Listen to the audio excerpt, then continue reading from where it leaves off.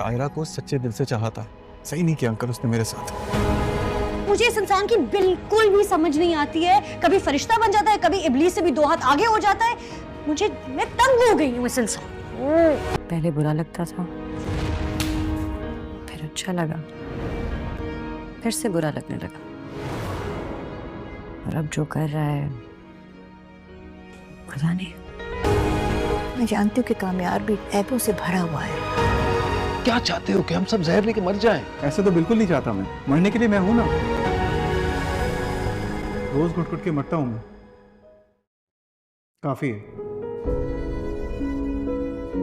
आयरा और उसके घर वालों को अपनी गलती का एहसास बहुत शिद्दत से हो जाता है, लेकिन तब जब वक्त हाथ से निकल चुका होता है।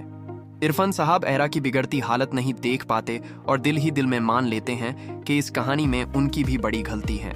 इसी पछतावे के साथ वो कमियार के घर जाते हैं, उम्मीद लेकर के शायद अब सब कुछ पहले जैसा हो जाए। इरफान साहब कमियार को समझाते हैं कि जख्मों पर मरहम रखा जा सकता है, शादी के लिए हम तैयार हैं, लेकिन कमियार की आंखों में अब वो रोशनी नहीं होती। वो कहता है कि मैं अब पहले जैसा नहीं रह सकता। आयरा ने मेरी बात पर एतबार नहीं किया और मुझे इस कबील ही नहीं छोड़ा कि मैं कुछ सोच सकूं। फिर अचानक कमियार का लहजा बदल जाता है। वो साफ कह देता है कि ना अब शादी चाहता हूं और ना ही आयरा से कोई प्यार बकी है, बल्कि नफरत रह गई है।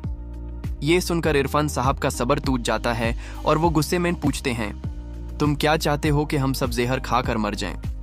कमियार एक ठंडी सांस लेकर कहता है, आप लोग क्यों मारेंगे? मरने के लिए तो मैं हूं ना।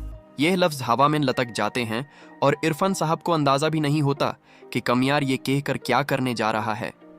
इसी सदमे में कमियार चुपचाप उस बिल्डिंग की तरफ निकाल जाता है जो वो खुद बना रहा होता है। ऊपर जाकर पल भर के लिए रुकता है, नीचे शहर की रोशनियां देखकर आंखें बैंड करता है और अचानक छलांग लगा देता है।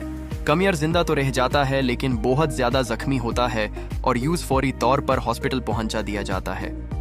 जब ये खबर आयरा तक पहुंचती है तो उसके पैरों तले जमीन निकाल जाती है और वो रोते हुए हॉस्पिटल भागती है। लेकिन यहाँ कहानी एक और मोड़ लेती है, क्योंकि डॉक्टर्स बताते हैं कि कमियार होश में आते ही सिर्फ एक ही नाम ले रहा है, आयरा। अब सवाल यह है कि क्या यह नफरत सिर्फ अल्फाज थी या यह एक आखिरी इम्तिहान था? अगर ये कहानी आपके दिल को छू गई हो तो वीडियो को लाइक करें और चैनल को सब्सक्राइब जरूर करें।